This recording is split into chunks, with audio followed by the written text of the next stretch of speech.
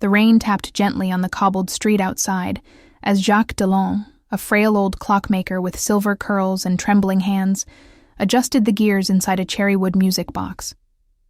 His workshop smelled of aged mahogany and warm beeswax, the scent clinging to the worn pages of his sketchbook, each one bearing a soft sketch of her face. Adeline. She had left 30 years ago, aboard a ship bound for the Americas with her new husband. But Jacques never let her memory leave this room. Every hour that ticked by in his workshop was a memory of her. Every gear, every chime, every soft echo of a bell whispered her name. By candlelight, Jacques carefully wound the tiny key of the music box he'd spent the last year building. The tune was not one he found in books. It was a lullaby he used to hum when they danced barefoot in the attic of her parents' bakery, just after closing, surrounded by the scent of warm bread and cinnamon. He paused, tears gathering in his eyes as the music began. The notes were frail, like his bones, but each one carried a heartbeat full of longing. Jacques believed the music would find her, somewhere across the sea, that perhaps on a quiet evening she might pause, turn her head to the wind, and hear the notes carried across the water. He closed his eyes and whispered, "If you still remember me, this is yours. Always was. Always will be." And as the last note drifted into the night, Jacques smiled, not out of happiness, but of peace. The kind of peace that only comes when you've loved someone with every second of your life. Part 2. The Letter That Never Arrived. Setting: Victorian England.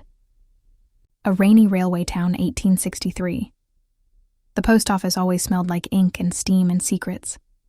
Clara Wren, the 19-year-old daughter of the town's postmaster, sat by the window of the sorting room, staring out at the tracks through foggy glass. Every morning she waited for a train that never returned, the train that took Thomas Holloway away from her. He was a soldier, tall, kind, with mud on his boots and poetry in his voice. They met only once, during a storm when his transport was delayed and he took shelter in the post office. They spoke for an hour. That was all. But to Clara, that hour stretched like eternity wrapped in raindrops. The next day he left. No address. No promise. Just a smile and a whisper. "You make waiting feel like home." So Clara wrote him a letter. And another. Then another. But without an address. Each envelope was carefully sealed and placed in the unsent drawer under her bed. She wrote to him every Sunday for 5 years. She told him about the orchard in bloom, about the wars, about her heart. One day, her letters stopped. Not because she stopped loving him, but because her father passed away, and she had to take over the post office. Time moved on. The world changed, but the drawer never did. A century later, in 1973, the post office was renovated. Workers discovered the drawer behind a wall, sealed shut with dust and sorrow. Inside, dozens of yellowing letters, bound in a silk ribbon. They opened one. It read, "My dearest Thomas, I don't know where you are, but if the stars ever carry this letter to you, know that I never forgot your eyes. That single hour we shared lit up my whole life. You gave me something no one else could, the courage to wait for a feeling I may never find again. Forever yours, Clara." The story made the papers. A local historian cried when he read them. And somewhere, under a wide sky, someone felt the strange warmth of a love that had never truly vanished, only waited to be remembered. Setting: 1920s Egypt, beneath the stars, in the ruins of an ancient temple outside Luxor. By day, the desert was a furnace, all bleached stones and blazing skies. But at night, Egypt became a painting. Stars spilled across the heavens like scattered diamonds, and the wind hummed stories that had slept for thousands of years. Among the ruins of forgotten gods and crumbled pillars, a young woman danced. Her name was Celeste Bellerose, a black ballerina from Paris who had left behind the cold marble stages of the Opera Garnier to follow something far older than art, a calling. She'd joined an archaeological dig on a whim, curious, bored, and longing for something real, something that felt like it mattered. There she met Omar al-Razi, a quiet Egyptian historian with sun-warmed eyes and a voice like velvet sand. He rarely spoke unless the topic was ancient scripts or lost dynasties, until the night he saw her, twirl barefoot atop an old stone slab, her white dress fluttering like wings in the moonlight. They met in secret after the others slept. Celeste would dance.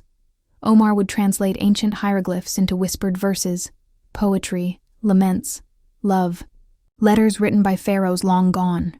"You dance?" he said one night. "Like you're remembering something the world forgot." She laughed. "Maybe I am." He handed her a scrap of papyrus, its ink faded but readable. It said, "If I could wrap the wind in silk, I would give it your name." Celeste tucked it into her blouse like a charm. Days passed, then weeks. The ruins seemed to glow warmer each night. The moonlight became their music.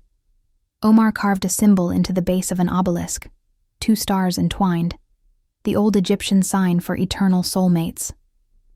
But then came the storm.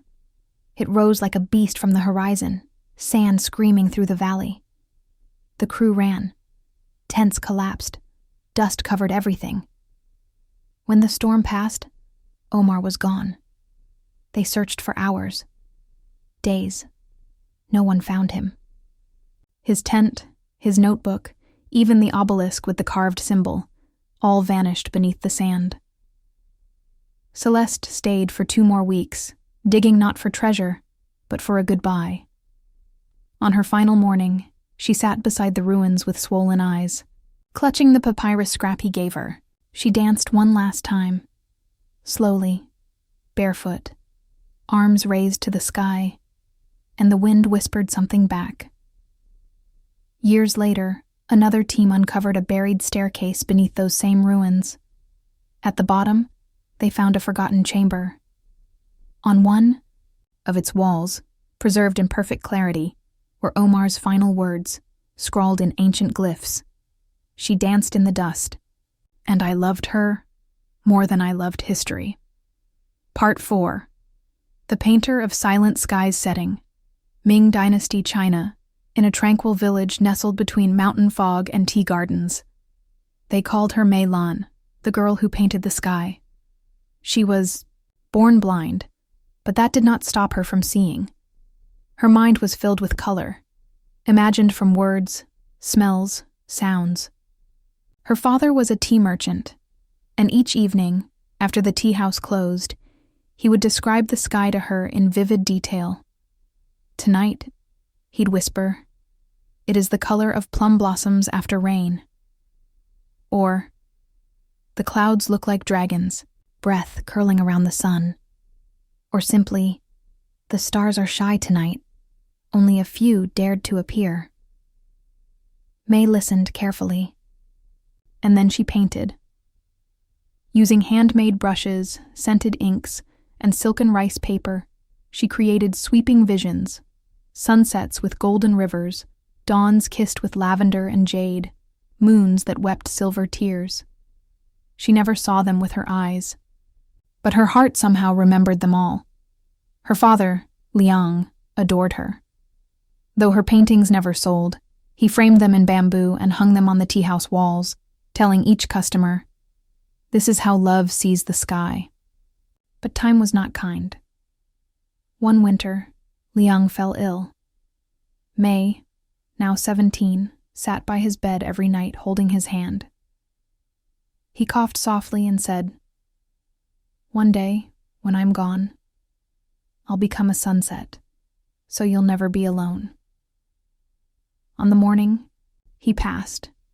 The sky was empty. No clouds, no birds. Just blue. She sat on the veranda and waited for words that would never come. But that evening, for the first time, She did not wait for a description. She felt the wind, cool and sweet like mint tea. She listened to the birds returning to roost. She inhaled the scent of pine smoke and mandarin blossoms. Then she picked up her brush, and what she painted that night became legend. A vast canvas where the sky bled every color ever named in Chinese poetry. In the center, a faint silhouette of a man holding a cup of tea, looking up at the moon.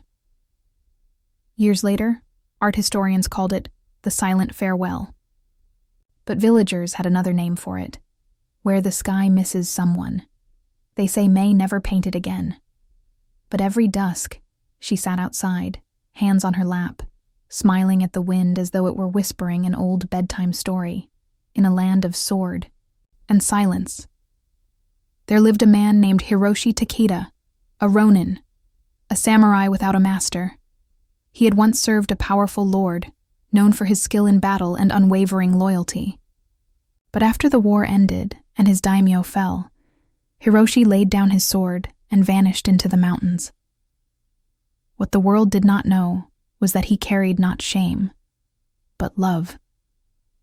Years before, he had fallen for Lady Kaoru, the daughter of a nobleman, from a rival clan. Their meetings were quiet, rare, and stolen from time itself. In a world where duty ruled all, their love was a forbidden melody. Beautiful, but dangerous. On their last night together, Kaoru placed a single wisteria flower in his palm and whispered, "If you cannot stay, then build me something that remembers." And so he did. High in the mountains, where the mist curled through pine like incense smoke, Hiroshi built a secret garden behind a stone wall, one stone for each moment they had shared. He planted trees that bloomed in every season: cherry, blossoms for their spring, maple for their autumn, and bamboo for strength they never showed the world. Each flower was a confession, each petal a memory. He never wrote letters, never painted scrolls. Instead, he spoke to her through blossoms. Every morning, he walked the path barefoot, his fingers trailing the leaves, whispering her name like prayer. Seasons passed, then years. One winter, a traveler wandered lost into the forest during a snowstorm. He stumbled upon the garden, now half covered in frost, but still pulsing with color. At its center stood a stone bench. On it, a man sat peacefully, eyes closed, as snowflakes kissed his shoulders. He had passed quietly, without a sound, as gently as he had loved. The traveler told the tale when he returned to the village. And some say that if you follow the scent of wisteria at dusk, it will lead you to the secret garden, where love outlived war, duty, and even time. In an era of wonder and discovery, where minds reached for the heavens and fingers traced stars, across ancient maps, there lived an astronomer named Giovanni Bellini. He was known not just for his charts and observations, but for something far rarer: his heart. Giovanni's wife, Isabella, was once a vibrant woman who danced under moonlight and read poetry by candlelight, but an illness had stolen her energy, leaving her too weak to rise from bed, her world reduced to the shadows inside her room. She missed the sky. So, Giovanni made a vow. If you cannot come to the stars, then the stars will come to you. He transformed the round ceiling of her bedroom into a rotating dome, a handmade observatory powered by slow-turning gears and candlelight. Each night, he lit hidden lamps behind cut crystal lenses that mimicked the constellations: Orion, Lyra, the Swan. But more than the lights, it was the music that made her weep.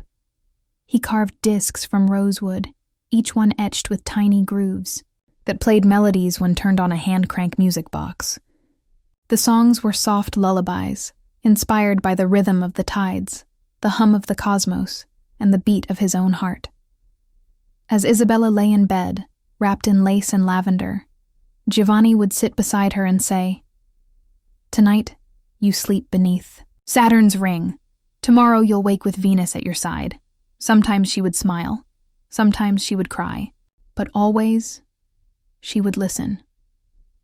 On the final night of her life, the sky above her turned deep violet, lit with golden stars and gentle comets that danced in slow arcs across the ceiling.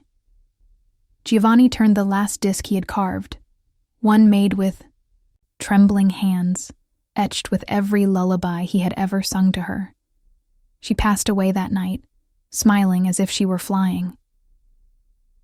After her funeral, Giovanni never touched the dome again.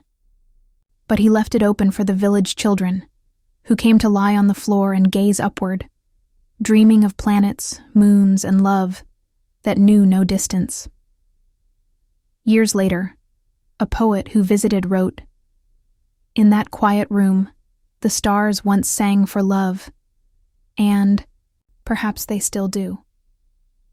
The winters in the village of Lofthus were long, white, and quiet, the kind of quiet that makes even your thoughts feel like echoes.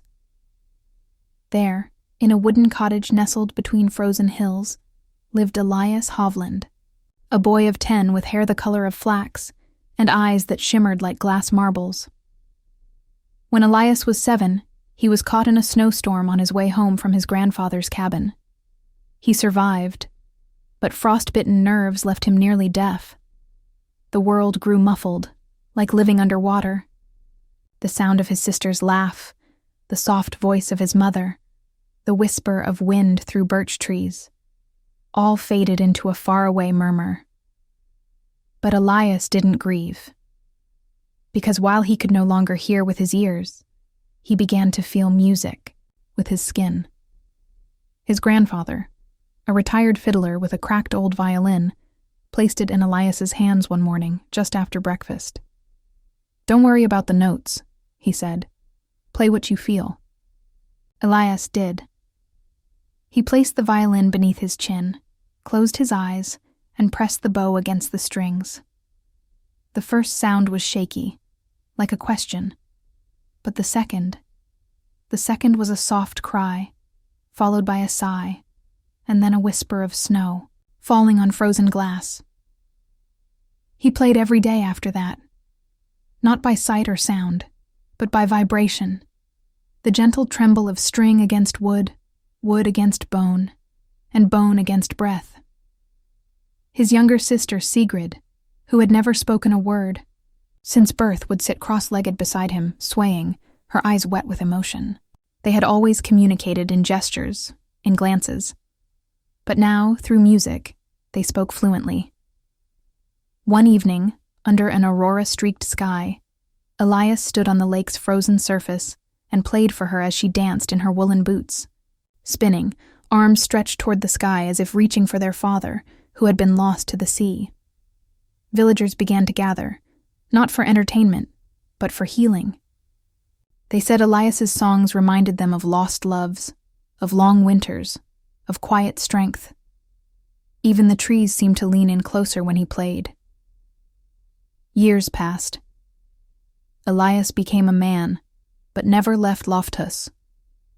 Sigrid grew up, married, and moved to the southern coast. But every winter, she returned, and on the first night, Elias would walk to the edge of the frozen lake, lift his bow, and play the song of their childhood, for no one but her. Some say that even now, when the fjord is especially still and the stars hang low, you can hear the faint hum of a violin across the ice, and if you close your eyes, you might just see a girl in woolen boots, dancing with her heart wide open. The lighthouse stood alone, like a sentry made of bone and stone, watching the sea with one eternal eye. Its keeper, Moira McKenna, was a woman of quiet strength and kind eyes, a widow who had never meant to be one. Her husband, Ewan, had built the lighthouse with his own hands before setting sail on what was meant to be his final voyage before settling down for good. He never came back. The sea gave no reason, no wreckage, no answer. Just silence. The kind that eats through hope like rust. Moira inherited the keys to the lighthouse and its silence. People in town thought she would move inland, but she didn't. Instead, She climbed the spiral stairs every evening, lit the great flame, and sat by the giant glass lens, watching the sea her love had vanished into. And she wrote. Each night, after the lantern was lit, she opened a leather-bound journal and wrote a letter to Ewan. Not to grieve, but to tell him everything. The color of the clouds, the names of the gulls, the recipe she tried that failed miserably, her dreams, her loneliness. She folded each letter neatly and placed it in a bottle. Then, she dropped it from the edge of the cliff into the waiting tide. Years passed. Villagers grew older. Storms came and went. Moira's hair silvered. But the light in the tower never failed, and neither did the letters. Until one morning, Moira walked out to the edge of the rocks after a stormy night and found something impossible. A bottle, her bottle, resting in a tide pool. Inside was a letter, but not hers. It was in Ewan's handwriting. My Moira, I knew you'd keep the light. I see it even now, wherever I am. Your letters reach me. Your voice is the wind in my sails. And when the waves rise high, I think of your smile, and I am not afraid. Moira sank to her knees, the letter trembling in her hand like a miracle. She never told anyone, never explained. But from that day on, she smiled differently. Not with sadness, but with knowing. The kind of smile that believes love, real love, answers, even across oceans.